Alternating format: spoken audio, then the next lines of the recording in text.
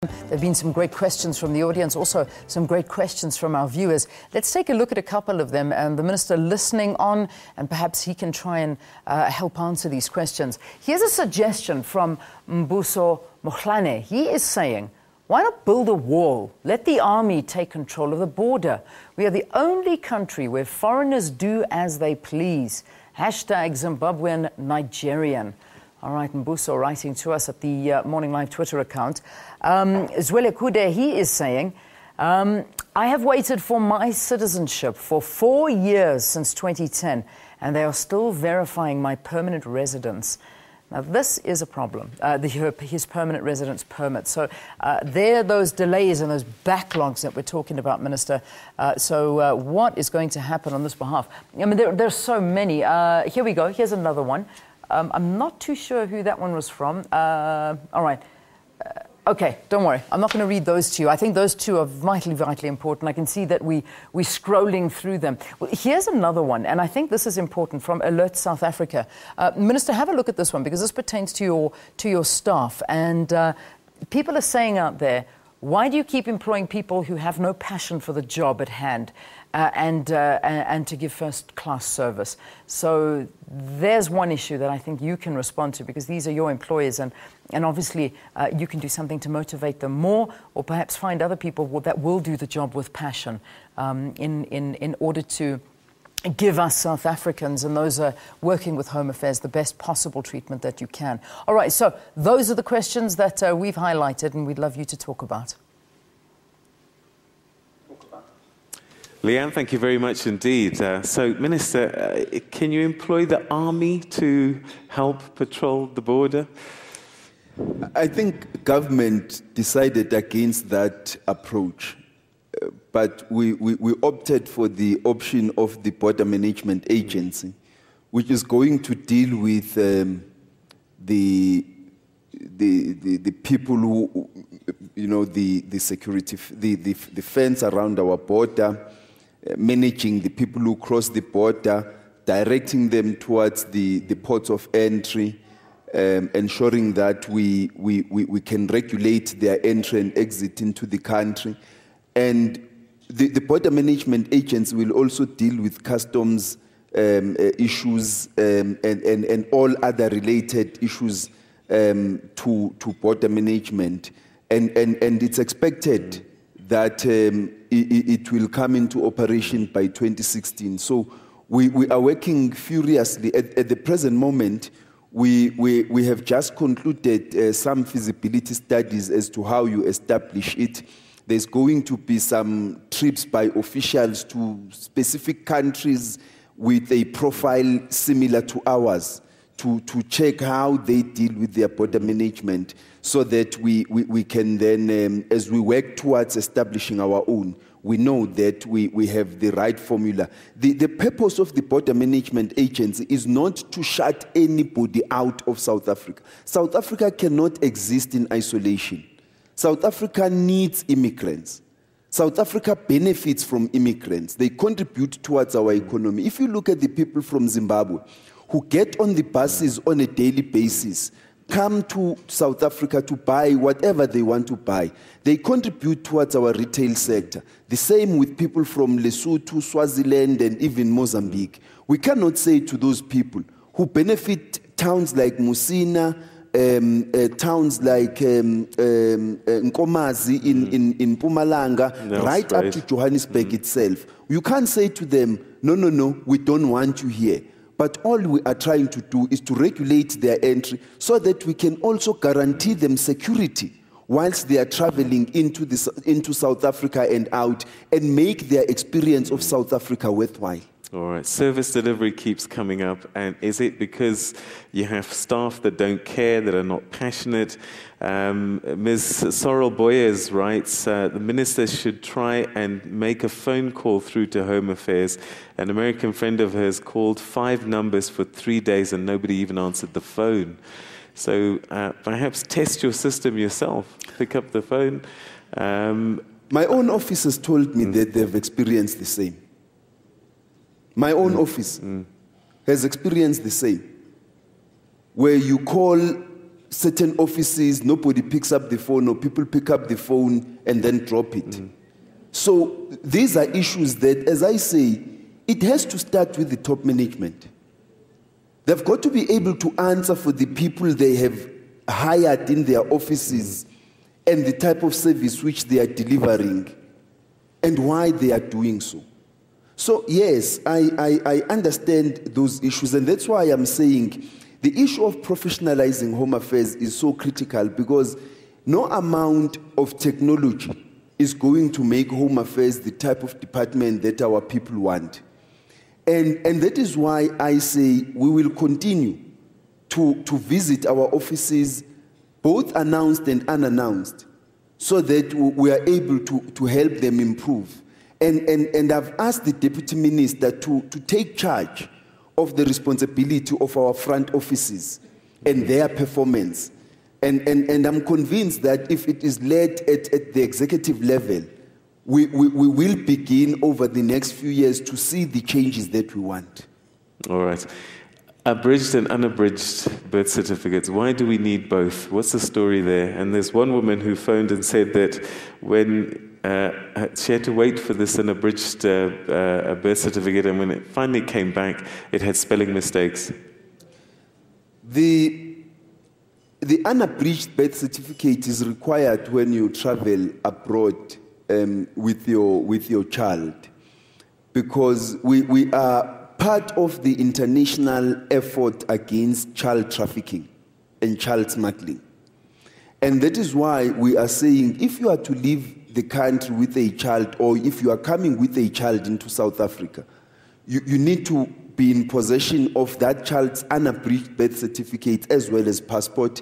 And if it is not your child, be in possession of an affidavit signed by the parents of the child, enabling you to travel with this child. We've had a number of cases of unaccompanied minors, a number of cases of children that are being smuggled and trafficked into our country. And we have to contribute towards that campaign. If you talk to people from the Film and Publications Board, they will tell you that amongst their biggest concerns is the trafficking of children and their use in the production and the sale of pornography, which is regarded as child pornography. We have to be very firm in how we deal with challenges such as those. I think the challenge is in the practical experience of the production of an unabridged birth certificate. A number of the documents at Home Affairs have been automated, so the production of the unabridged birth certificate now takes 6 weeks. We are working towards reducing the turnaround time for the unabridged birth certificate. There are people, I'm aware, who had applied some years back, who are still waiting, who didn't get their unabridged birth certificates. And we are trying to work very hard to deal with those applications and ensure that they get the documents which they had applied for. All right, okay. Let's go back to Leanne, because I think the Twitter sphere is in overdrive today as people raise their issues. Leanne, what sort of things are coming through from citizens across the country? Peter, you're absolutely right. Normally I leave you alone to do your conversation, but now we seem to be interrupting a lot more than we usually do. And the reason being is because the viewers want us to, and this broadcast is for them as well. Minister, you mentioned a bit earlier, and this really got everybody talking, and so many questions coming out about this one. You mentioned that the very first smart card that was issued is free. If I'm not mistaken, and that's what viewers picked up as well. And also pertaining to students. Students have been told that the first one is free and that they should apply for them and they will get that one. However, most of our viewers and most of the experience is saying that they are being asked to pay, and they have to pay for these smart cards. Can you clarify this for us? I'll ask you another question, but this is a question I want to ask directly because this is dominating the conversation right now. Can you clarify this? The payment of the smart ID on your first application, is it free or do you need to pay? Or do you need to pay? Minister? When I went to apply for my smart ID card, I paid because it was not my first ID that I was applying for. When you apply for your first ID, it is free.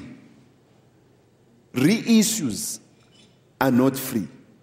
We had waived the fee requirement for pensioners above, from 60 years above.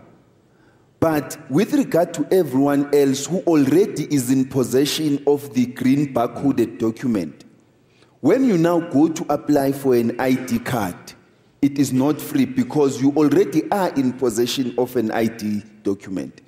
It is only the 16-year-olds and those people who are applying for the ID card for the first time, very first time, that application is free. All right. Is it possible that not all your staff know this and that they're asking for fees just as a blanket request? No, they know this. All right. So if somebody gets to Home Affairs and this is the first time they're applying, the system will tell them anyway, and they should just refuse to pay any fee. If it is the very first time, the system will tell that you do not have an ID card. All right. Gershon Musiane, table number 10. Table number 10, is it Gershon? Thank you, Peter. Yep. Minister, from FIPSA's side, it's a forum of immigration practitioners of South Africa. We feel that there are important issues in the regulations that highlight the fact that you cannot implement some parts of the regulations, like the referral in most parts to Section 19.1, which has been repealed. But we feel that such forums, there's not enough time to deal with these issues. We request the minister to give us an opportunity to explain to you the practical challenges of dealing with these regulations on the ground so that you understand, because of it seems to us on the media complaining only about the regulations, it's not enough. Minister? I welcome the request for a meeting and it shall be granted. Okay, short and sweet, there you go. A question has also come through via Twitter. What about those people who are unemployed, who genuinely cannot afford to buy a reissue of an ID book? What happens? I think we deal with those instances as they happen. I think in most instances, people have been able to come forward and apply for smart ID cards. But in the practical instances that there are real challenges, I think we deal with them as they come.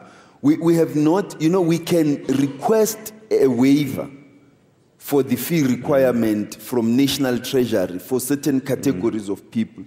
But we've not opted for that route just as yet, in fear that it might get abused even by the Peter Ndoros who can afford.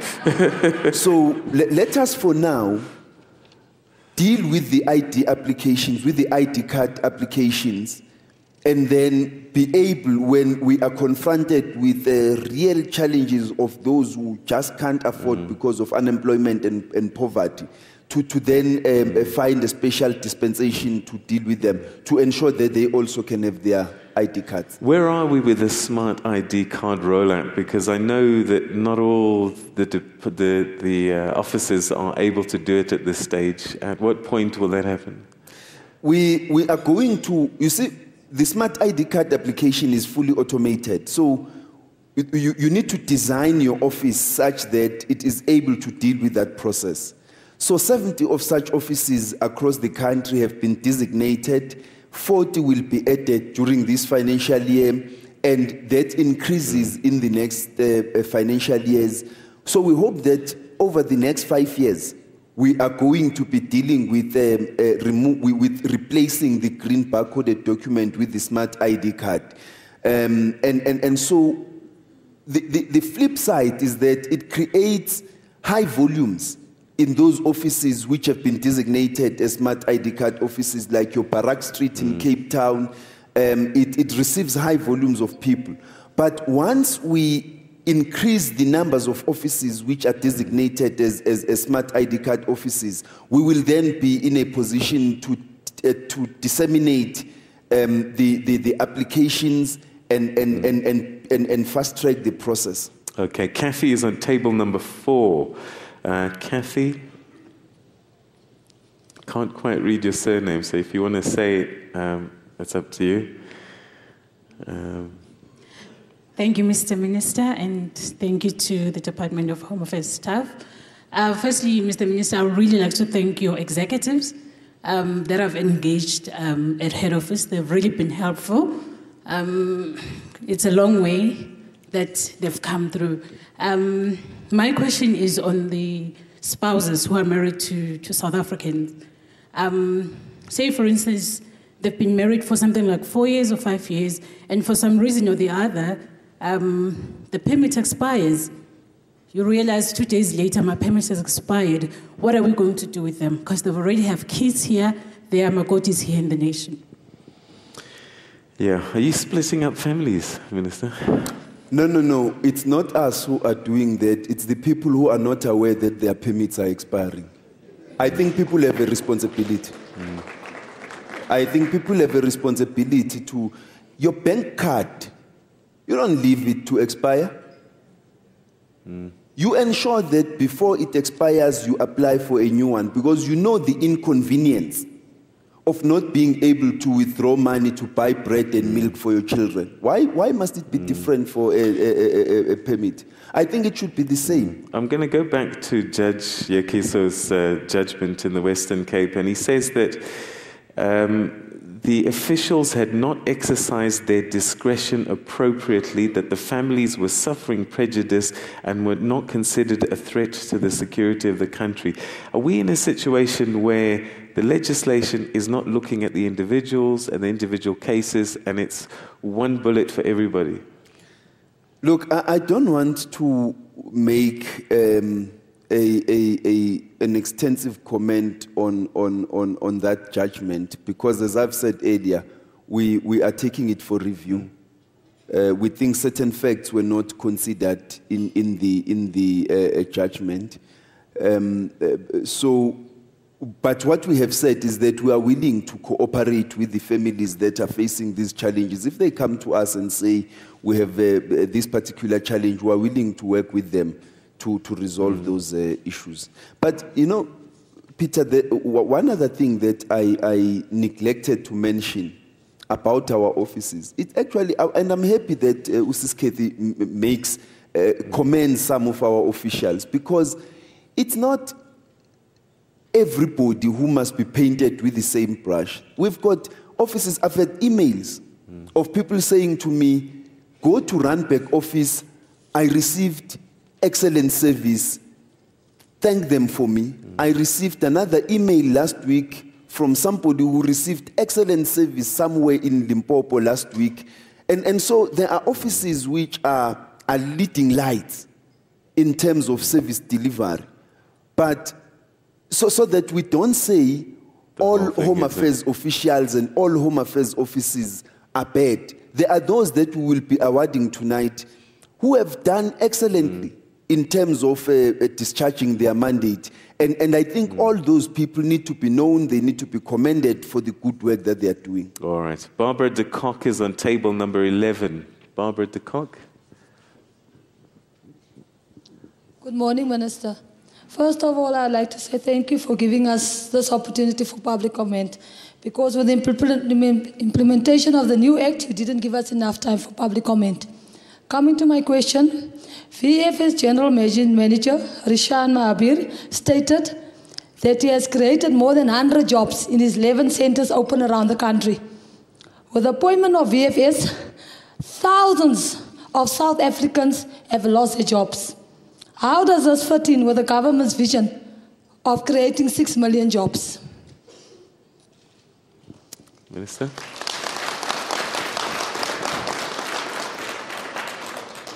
Thank you very much, Mr. Koch. The 6 million jobs, by the way, is in job opportunities in public works programs alone. But if you add the other jobs that are being created by your Transnets and others, the number increases quite drastically.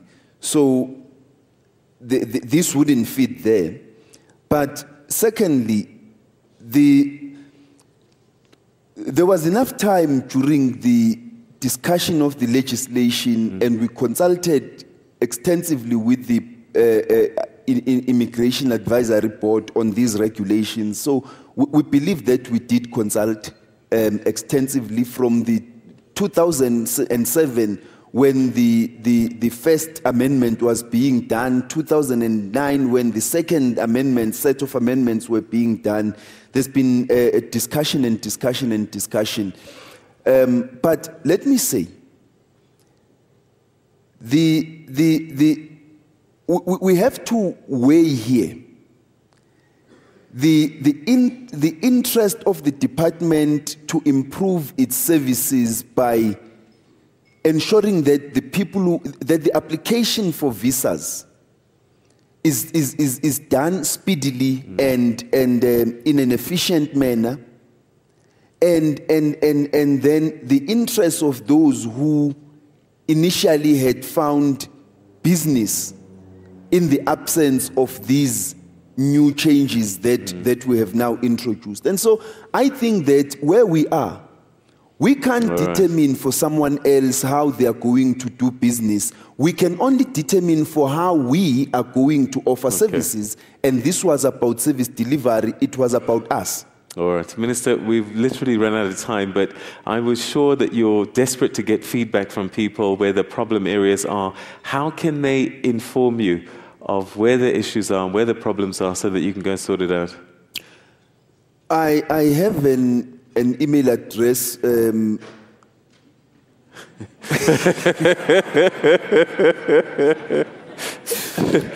I feel sorry for the people who are manning that email address. Okay. But it's minister@dha.gov.za. Okay, and that's where we're going to have to leave it, Minister Malusi Gigaba. Thank you very much indeed for sharing your thoughts and giving us this time with us this morning. And that's where we're going to have to leave it here, Midrand. But there you have the email address. Thank you for your contributions from us here in Midrand. Have a great day, everybody.